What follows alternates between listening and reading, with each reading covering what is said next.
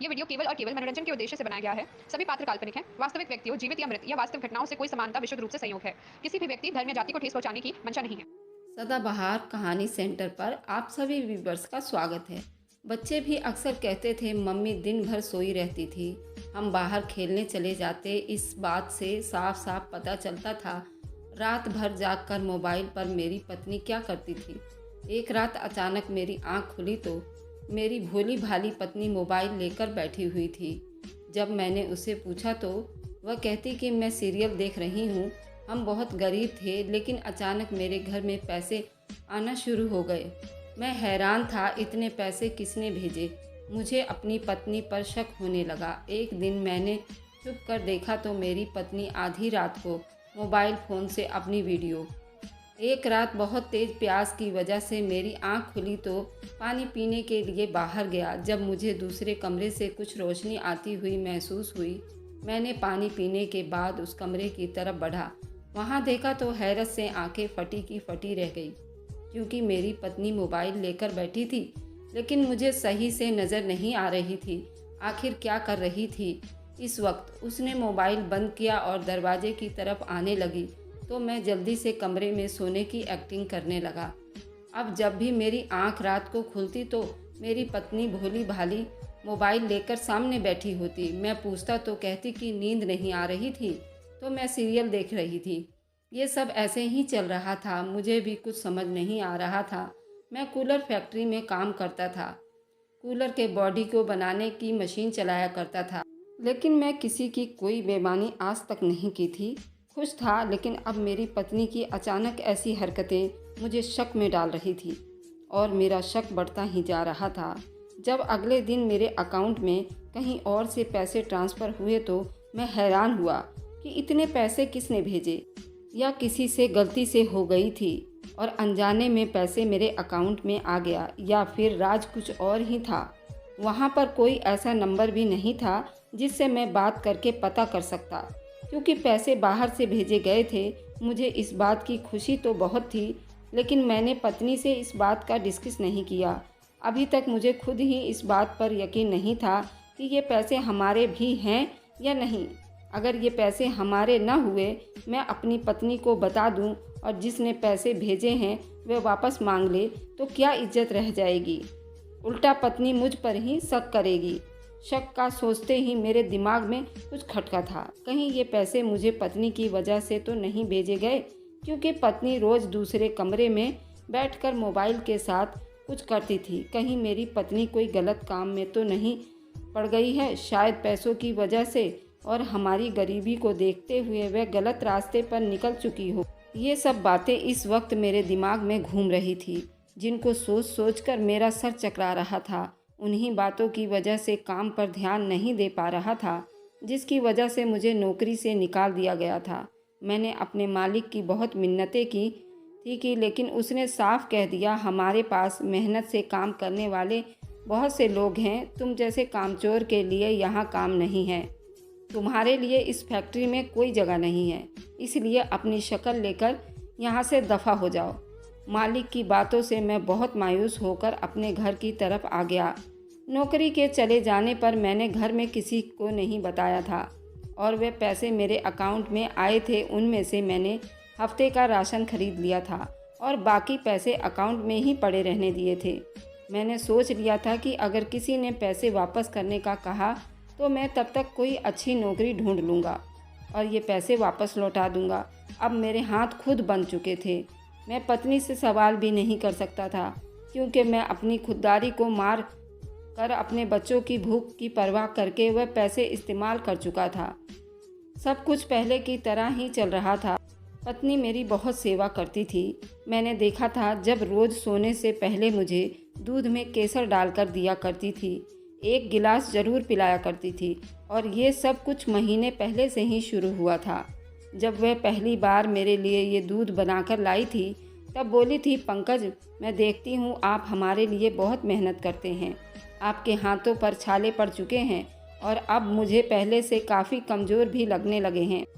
आप ये दूध पी लिया करें, उससे आपको ताकत मिला करेगी और पूरा दिन सुस्ती नहीं आएगी। मैंने मुस्कुराकर अपनी पत्नी की तरफ देखा जो दिन भर घर के कामों में बिजी रहने की वजह से खुद पर भी ख्याल नहीं रख पाती थी। लेकिन अब वह मेरा बहुत ख्याल रखती थी। उस दिन मेरे दिल में मेरी पत्नी के लिए और भी मोहब्बत बढ़ गई। मुझ पर मेरे भगवान की बड़ी कृपा थी, जिसने इतनी मोहब्बत करने वाली और हर मुश्किल वक्त में साथ देने वाली पत्नी मिली थी। मैंने दूध पीते हुए गिलास साइड में रखा था और उसका हाथ पकड़ लिया था। जूही, मुझ पर भगवान की कृपा है कि मुझे इतनी अच्छी और मेहनत करने वाली पत्नी मिली है। जैसे ही मैंने ये बात कही थी, मुझे यूँ लगा था मेरी पत्नी के चेहरे का रंग बदला हुआ दिखा था और उसके चेहरे पर एक बड़ी सी अजीब सी मुस्कुराहट थी, जिसे देखते ही मैंने उस वक्त अपना वहम समझा था। मुझे कुछ कुछ समझ आने लगी थी, क्योंकि मैं जब भी दूध पीता था मुझे बड़ी गहरी नींद और सुकून की नींद आ जाती थी और दिन भर खुद में एक ताकत सा महसूस करता था। बस सुबह जब उठता तो अचानक सर दुखता था, लेकिन थोड़ी ही देर बाद सब सही हो जाता था। उन सब बातों को सोचने से अब मेरा शक पत्नी पर पक्का हो रहा था और दिल में डर भी बढ़ता जा रहा था। जब मेरे दिल में पत्नी की बेवफाई का ख्याल आता तो मेरी हालत ख़राब हो जाती थी और मैं ये सब अपना वहम समझकर अपने कदम पीछे कर लेता, क्योंकि हमने लव मैरिज की थी और मैं अपनी पत्नी से दूरी बर्दाश्त नहीं कर सकता था। इसलिए मैं चुप हो जाता और अपने कदम पीछे कर लेता था। जो राज वह राज ही रहे, लेकिन आजकल इंटरनेट के बारे में मैं बातें मशहूर सुना था। मैं मुंह मोड़ भी नहीं सकता था। मेरे दोस्त अक्सर ऐसी वीडियो और तस्वीर दिखाया करते थे जो बहुत गलत होती थी। मैं मर्द था ना, उन सब बातों को अच्छे से समझता था कि थोड़े पैसों के चक्कर में कैसे कैसे लोग गलत काम करने लग जाते हैं। लेकिन मैं अपनी पत्नी के बारे में ये सब नहीं सोचना चाहता था। वह मुझसे सच्ची मोहब्बत करती थी। मैंने दिल ही दिल में खुद को ये बातें हटा दी थी और रोज़ की तरह नौकरी ढूंढने चल पड़ा था। बहुत दिनों की मेहनत और सिफारिश लगाने पर मुझे एक नौकरी मिल गई थी। अब मुझे घर खर्च के साथ वैसे भी वो अपने अकाउंट में वापस रखनी थी, क्योंकि मैं तब थोड़ी लालच में आकर भी ये सब सोच रहा था कि अगर वह सच ना हुआ तो पैसे वहाँ से वापस करता। मैं दोबारा से मेहनत करने लगा और उन पैसों को चुकाने लगा जो मैंने खर्च कर रखे थे।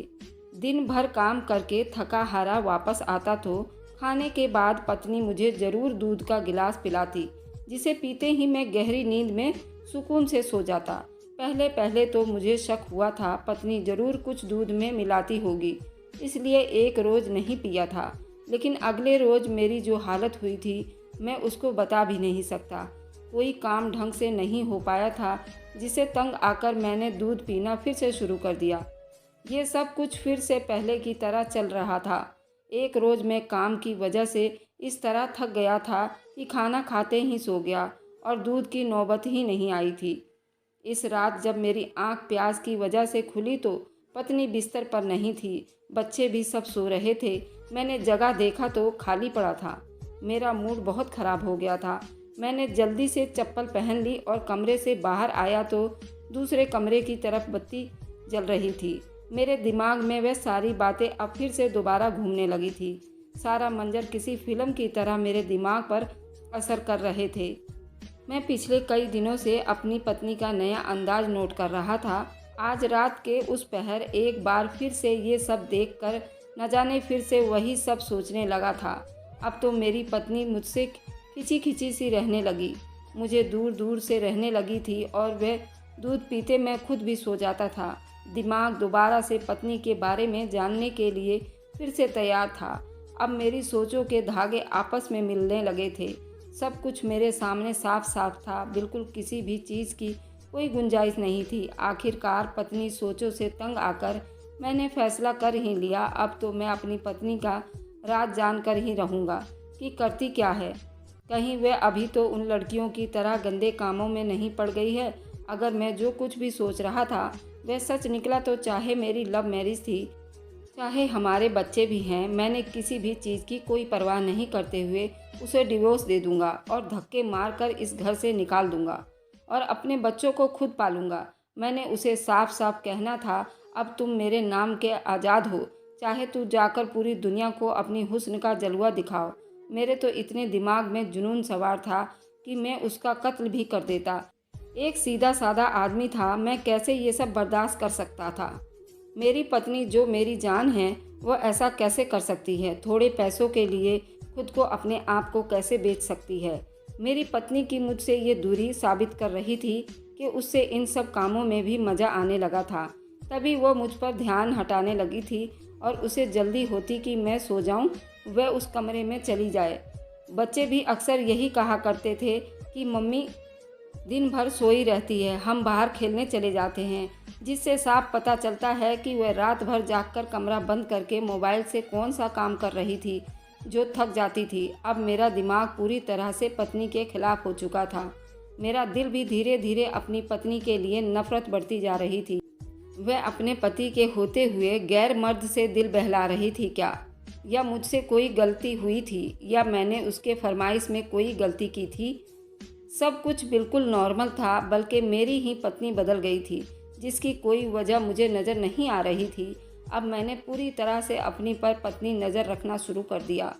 अब मैं इंतज़ार में था कि सबूत मेरे हाथ लग जाए और अगले ही पल मैं अपनी पत्नी को डिवोर्स देकर उसको रफा दफा करूं। क्योंकि मुझे एक बेवफा इंसान के साथ नहीं रहना था, मुझे तो एक प्यार करने वाली पत्नी चाहिए थी। और अगर ये सब सच होगा तो मैं उसे डिवोर्स ज़रूर दूंगा और दोबारा कभी शादी करने के बारे में नहीं सोचूंगा। क्योंकि मैं गरीब था और मेरी इसी गरीबी ने मेरी पत्नी को इस काम में डाला था। तो अगर मैं दूसरी शादी भी करता तो वह भी यही करती। इसलिए मैंने सोच लिया मैं खुद अपने बच्चों की परवरिश करूंगा। लेकिन मैं एक अकेला मर्द क्या कर सकता था? अब मेरे दिमाग में एक आइडिया आया। मुझे इतना जज्बाती फैसला करने की क्या ज़रूरत थी, जब मैंने अपने दिमाग का इस्तेमाल करते हुए भी हल निकाल सकता था। मैंने सोच लिया था अब इंटरनेट का कनेक्शन ही कटवा दूंगा। ना रहेगी बांस, ना बाजेगी बांसुरी। इस तरह हो सकता था पत्नी भी सीधी सुधर जाती। ये ख्याल मेरे दिमाग में पहले क्यों नहीं आया था? मैंने अपनी सोच पर रोक लगाते हुए मुस्कुराकर बंद दरवाजे को देखा था और सोच लिया था अब नेट का कनेक्शन ख़त्म करके बाद ही मैं अपनी पत्नी से थोड़ी दूरी ही रहूँगा, ताकि उसे अपनी गलती का एहसास हो और वह अपनी गलती का मुझसे माफ़ी मांगे और ऐसे गलत कामों को छोड़ दे। मैं अपने आइडिया बनाने लगा था। मुझे अपनी सोच पर बहुत खुशी हो रही थी। मैं अपनी पत्नी की पहली गलती समझकर उसे माफ़ करने का फैसला कर चुका था, ये जाने बगैर अब कौन सा सच सामने आने वाला है जिसका मैंने अपने दिलो दिमाग में भी कभी सोचा नहीं था। सुबह उठा तो आज मेरा दिल छुट्टी करने का कर रहा था, लेकिन पत्नी को शक न हो जाए इसलिए पहले जाकर कनेक्शन कटवा दिया। उसके बाद आराम से अपने काम पर चला गया। दिन भर मैं बहुत खुश रहा। मेरे अंदाजे से मुताबिक जब घर आया तो पत्नी मेरे आगे पीछे घूम रही थी। जैसा कुछ वैसा सोचा था वैसा ही हो रहा था। वो बेचैन थी, लेकिन मैंने भी कोई असर नहीं दिखाया और ना ही उसे कुछ महसूस होने दिया। खाना ख़त्म करके जब मैंने सोने के लिए लौटने गया तो वह बोल पड़ी, जी सुनते हो, आज सुबह से नेट नहीं चल रहा है, आप ज़रा फ़ोन करके पता करो। ये बात करते हुए उसके चेहरे से साफ साबित हो रहा था कि वो परेशान है। मुझे उसको जताना नहीं था, इसलिए मैंने उसकी बातों पर थोड़ा अफसोस कर दिया।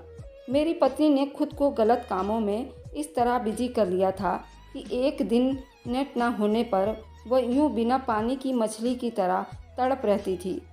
मैंने भी ठान लिया था कि बात तो मैं हरगिज़ नहीं करने वाला था। अरे इसमें परेशान होने वाली क्या बात है, ये सब तो चलता ही रहता है, हो गया होगा कोई दिक्कत जिसकी वजह से नेट नहीं आ रहा।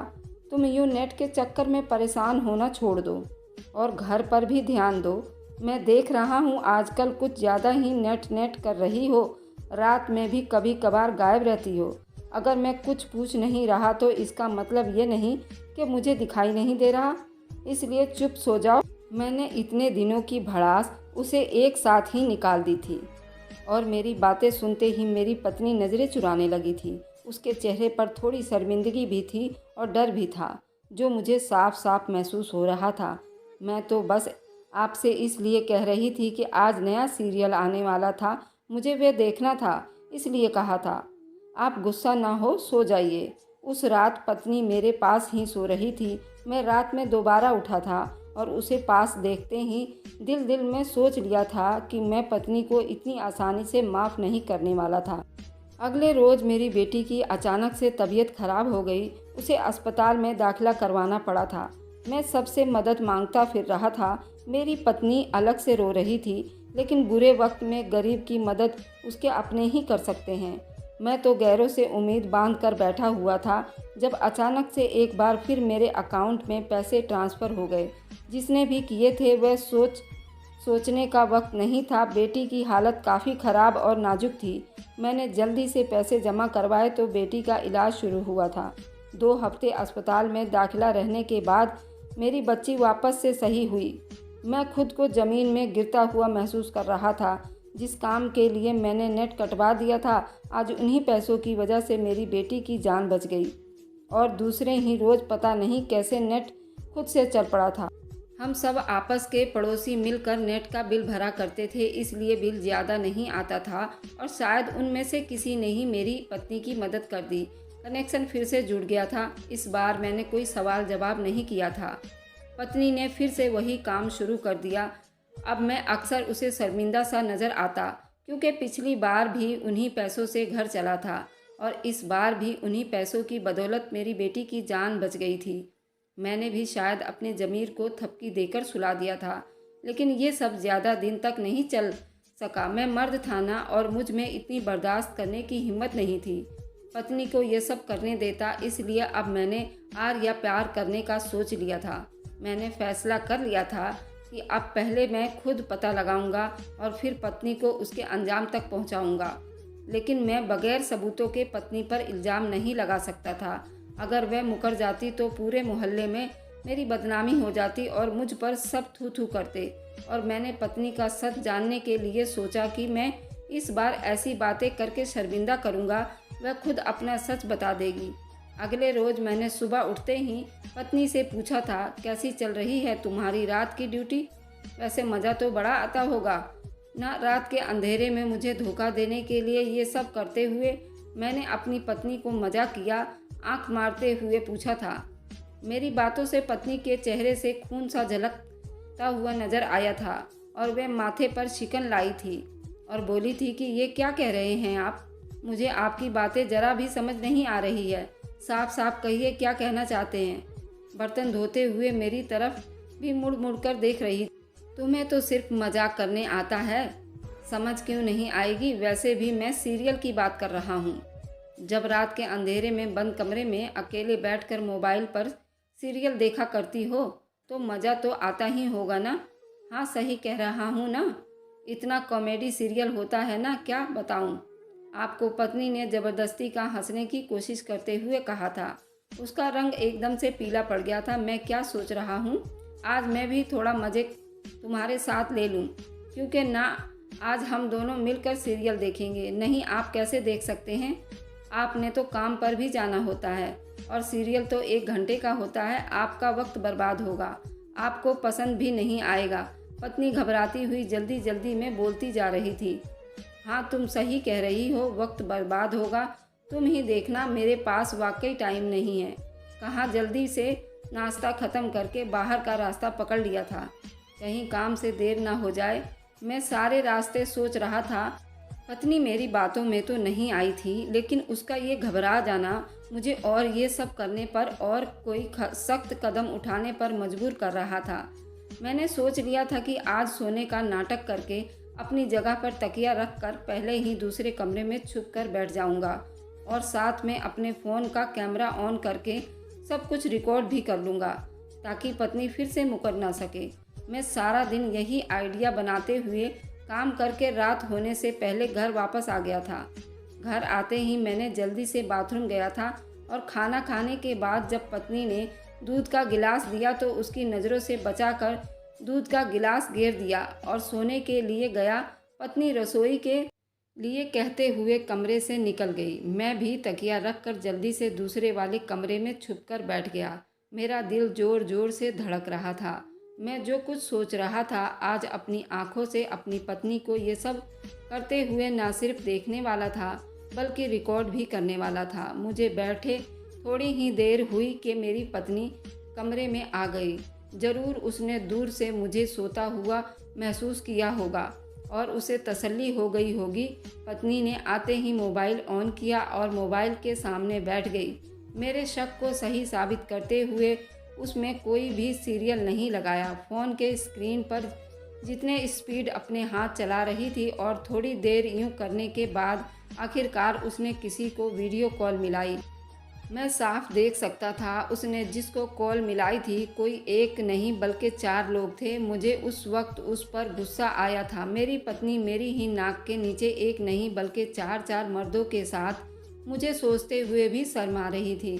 मेरी नज़र मेरी पत्नी पर और मोबाइल के स्क्रीन पर थी। उसके बाद जो सच मेरे सामने आया, वह जो बातें मेरी पत्नी ने उस वीडियो कॉल पर की, मुझे अपने कानों पर यकीन नहीं हो रहा था। मैं जल्दी से वहां से उठकर आ गया। मेरी पत्नी ने मुझे देखते ही डर के मारे जल्दी से कॉल बंद कर दी और दुपट्टा अच्छे से सर पर लेते हुए नज़रें झुकाकर खड़ी हो गई। मुझ में हिम्मत नहीं थी मैं उससे कुछ पूछ सकूं, लेकिन मैंने हिम्मत करते हुए उससे सच बताने का कहा। मुझे कुछ भी कहे बगैर बस वह चुप से ये सब करने की वजह बताने लगी। पत्नी ने एक नज़र मुझे देखा और अपना सर झुका लिया। मैं जब शादी करके यहाँ आई थी तो आपके साथ बहुत खुश थी, कोई फरमाइश नहीं की थी। मैं अपने हालत जानती थी, लेकिन 2 बच्चे होने के बाद मुझे मालूम हुआ पैसा भी अहमियत रखता है। मेरा बच्चा दूसरों को अच्छे कपड़े देखते तो तरसते थे। हम भी कपड़े लेते थे, लेकिन किसी त्यौहार पर, और वही कपड़े कहीं घूमने जाना, शादी पार्टी सब उसी कपड़ों में करते थे। बीच में 1-2 बार भी बनवा लेते थे, लेकिन उसके अलावा भी कई ज़रूरतें जो पूरी नहीं हो पाती थी। इसी बीच आप भी परेशान रहने लगे अपनी नौकरी की वजह से। शायद कोई झगड़ा हुआ था, लेकिन मैंने आपसे सवाल नहीं किया। मैं आपको शर्मिंदा नहीं करना चाहती थी। फिर मुझे मेरी एक दोस्त एक दिन मार्केट में मिली थी और उसने मुझे ये सब काम करने का बताया।